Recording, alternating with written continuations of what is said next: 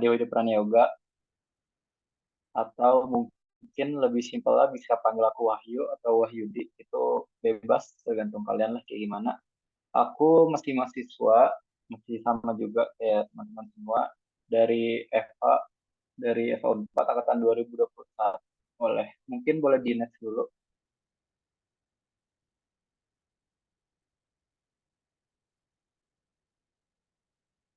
Oke, sebelum kita mulai ada baiknya ya kita kenal-kenalan dulu. Pasti pada bingung juga sebenarnya aku ini siapa sih kok sampai bisa diajak untuk kolaborasi sama teman-teman dari biologi. Aku itu mahasiswa tahun kedua di Fakultas Hukum Universitas Pajajaran, artinya masih semester kelima. Dan untuk fun fact, aku orangnya nggak suka durian sama nggak bisa jongkok. Jadi kalau teman-teman ada yang nggak bisa jongkok juga, mungkin kita satu frekuensi.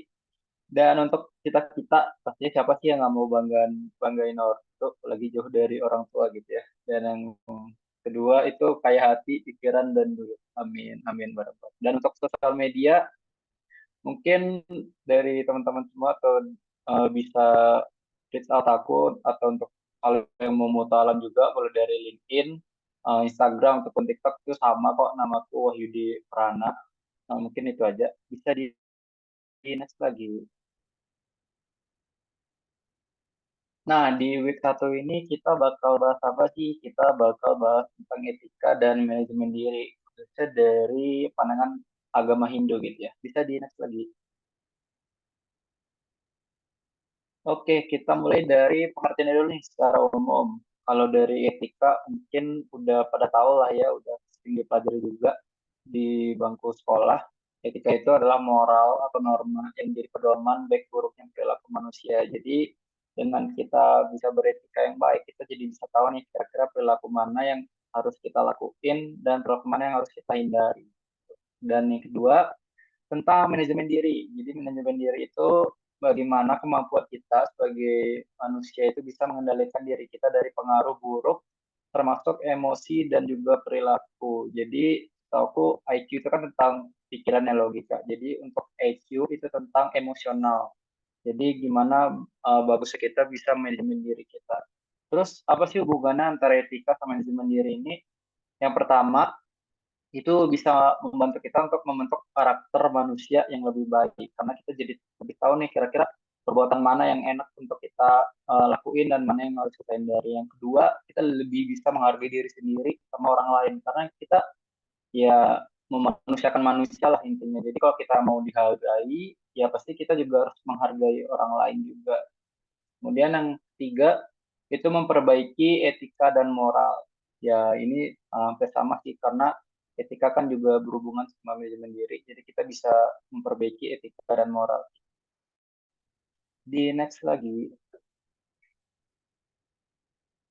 Nah, aku mulai masuk dulu, tapi ini lebih ke latar belakang dulu. Jadi tentang etika dan manajemen diri, itu kita harus tahu dulu tentang tiga kerangka dasar di ajaran agama Hindu. Mungkin dari kalian udah pada tahu, yang pertama itu ada tatwa atau filsafat, yaitu tentang kebenaran hakikat hidup. Yang kedua, tentang upakara, harusnya upakara atau ritual, yaitu simbol-simbol alam semesta beserta isinya. Kemudian yang ketiga, itu etika atau susila. Nah, ini yang bakal kita bahas nantinya.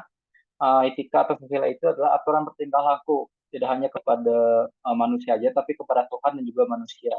Nah, kenapa sih aku gambarin telur ini? Karena ini adalah tiga komponen yang harus seimbang, terutama di dalam hidup kita. Jadi kalau salah satunya udah rusak, itu kan bakal berpengaruh ke komponen-komponen lainnya. Jadi yang seperti kita tahu, itu susila anggapannya seperti putih telur, tatwa itu seperti kuning telur, dan upacara ini adalah kulit telur. Jadi yang melindungi kedua komponen ini, yaitu tatwa dan juga susila. Bisa di next lagi.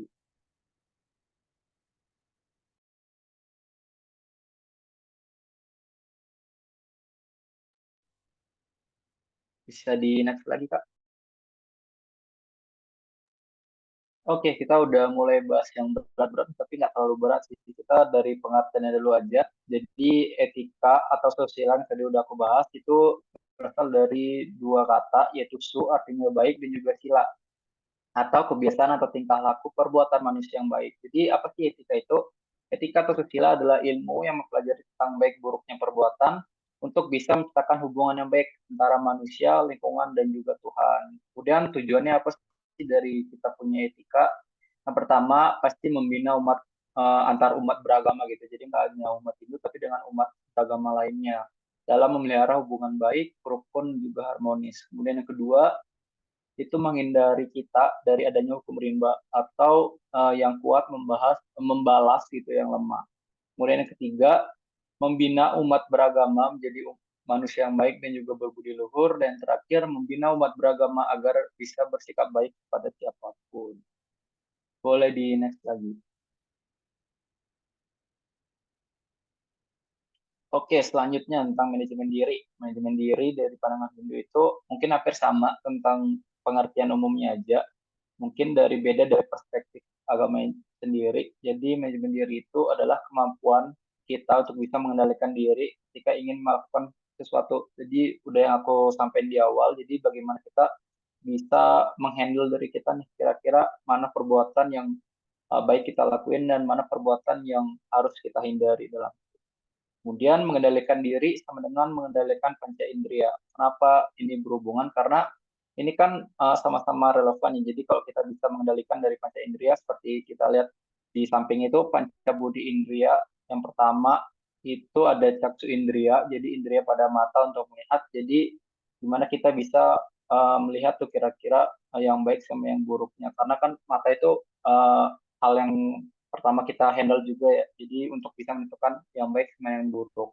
Kemudian yang kedua itu indria, itu indria pada telinga untuk mendengar. Nah ini juga berhubungan. Jadi apakah ada kata-kata yang kasar, yang jorok segala macam itu kita bisa kendalikan. Kemudian ada granendria, itu indria pada hidung untuk mencium bau. Yang keempat ada jiwendria, itu indria pada lidah untuk menghisap rasa. Dan terakhir tuakindria atau indria pada kulit untuk meraba. Jadi ini cukup penting untuk bisa dipelajari lagi. Mungkin bisa dibaca-baca lagi tentang pancabudi indria dan juga manajemen diri. Ini aku share tentang apa yang udah aku ketahui dan aku pelajari. Bisa di next lagi.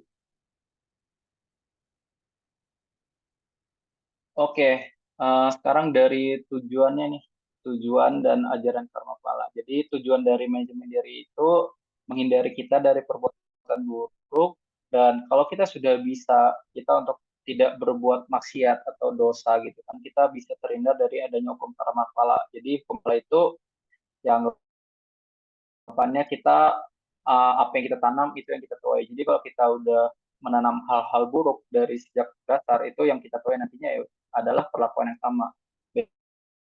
Gitu.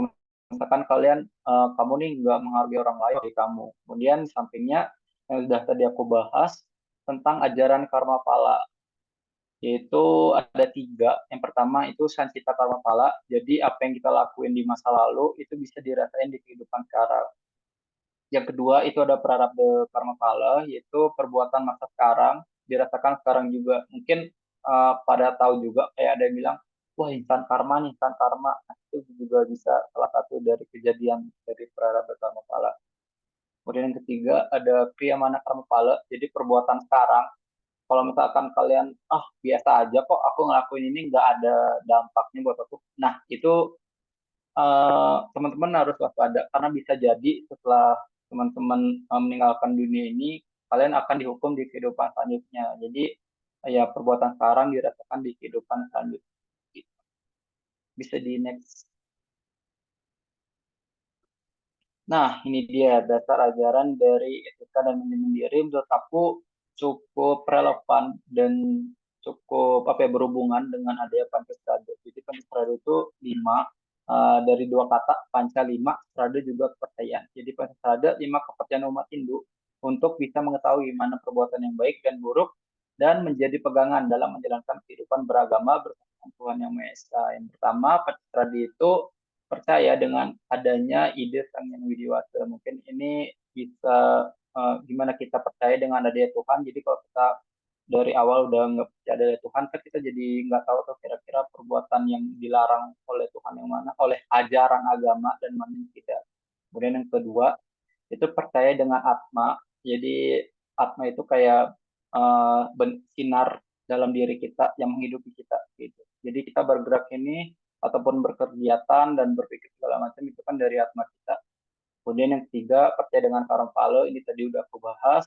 Yang keempat itu percaya dengan Punarbawa atau lahir kembali. Dan yang kelima itu percaya dengan Moksa. Moksa ini adalah tujuan tertinggi dari kehidupan kita. Di next lagi. Nah, ini dia. Mungkin ini bakal menjadi bahasan terakhir dari etika berkomunikasi. Jadi ketika kita udah belajar tentang etika dan juga manajemen, kita juga pastinya akan berhadapan dengan individu atau manusia lainnya. Jadi bagaimana kita bisa terutama memanajemen mulut kita gitu ya, dari pikiran gitu, dari perkataan itu gimana sih kira-kira yang baik untuk kita ucapin dan mana yang buruk untuk kita tidak ucapkan di depan umum, baik itu secara online ataupun secara offline. Kita dari pengertiannya dulu nih. Jadi pengertian etika berkomunikasi itu etika yang digunakan untuk melihat baik atau buruknya cara kita berkomunikasi dengan orang lain. Nah, fungsinya itu sebagai landasan moral, yang kedua mempermudah proses penyampaian pesan dan juga panduan dalam berkomunikasi. Dan ini dia ada, mungkin aku rangkum menjadi 8 aturan yang menurut aku harus kalian perhatiin dalam kita berkomunikasi. Yang pertama, itu memperhatikan keadaan lawan bicara. Karena ketika kita bicara, tapi dia sibuk main HP ataupun nggak merhatiin kita kan kita juga yang rugi. Mungkin sebisa mungkin kita ajak nih kira-kira penonton itu bisa fokus dengan apa yang kita sampaikan itu apa yang sih harus kita bicarain kayak misalkan kita kasih attention ke dia atau membiarkan dia dulu nih sampai selesai kayak bermain HP atau segala macam jadi kita nanti bisa fokus ke pembicaraan kita. Yang kedua ini menurutku aku penting banget yaitu menyapa audiens juga senyum karena aura positif itu kan bisa dirasain juga sama orang-orang sekitar. Jadi kalau misalkan kita berkomunikasi tapi kita kayak murung ataupun kayak cuek gitu kan, kayak orang-orang, ih apa sih orang ini kok cuek banget sih, gitu. Ya gimana mereka mau menghargai kita, kita aja nggak menghargai mereka gitu kan. Yang ketiga itu menjaga body language. Nah ini juga bagus banget ketika kita berbicara di depan umum, kan itu ada mungkin bisa dicari aja nanti kayak apa aja sih hal-hal yang bahasa tubuh yang harus kita hindari kayak misalkan melipat tangan ataupun menaruh tangan di dagu segala macam ataupun misalnya kita lagi menjadi MC ya kita melakukan hal-hal yang bising memainkan mic segala macam itu bisa kamu cari aja kira-kira bahasa tubuh mana sih yang harus dihindari ketika berbicara. Misalkan dari teman dulu deh, mungkin bisa kita lihat kira-kira apa yang buat teman kamu risih dengan yang kita pelajari kayak gitu kan. Yang kita omongin gitu.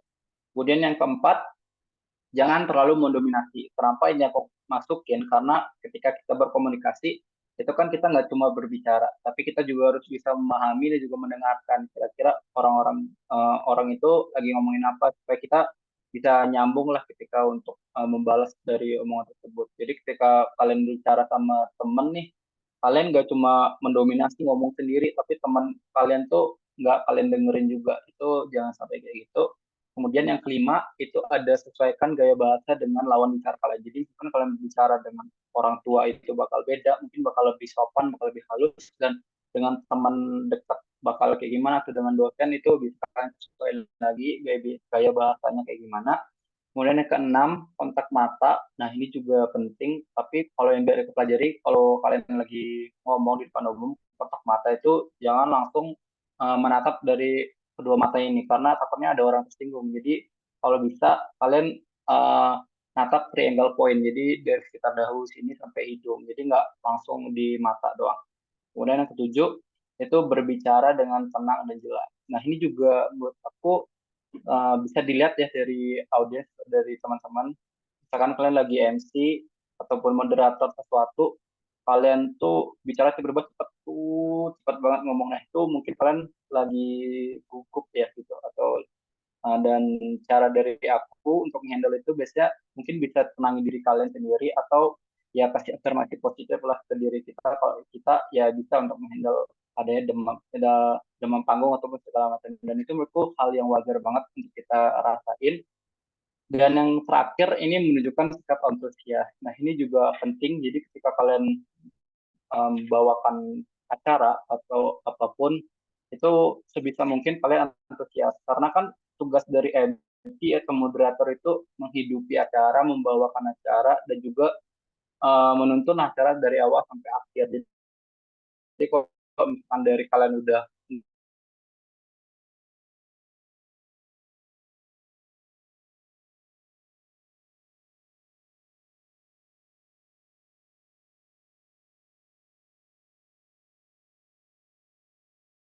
di week satu, mungkin itu yang bisa aku bagiin ke teman-teman semua. Apabila ada kekurangan atau hal yang pengen didiskusin, mungkin kita bisa diskusi lebih lanjut setelah ini. Dan mohon maaf kalau kan dari aku ada banyak kurang ataupun ada salah kata yang disengaja ataupun tidak disengaja. Sekian aja dari aku. Terima kasih.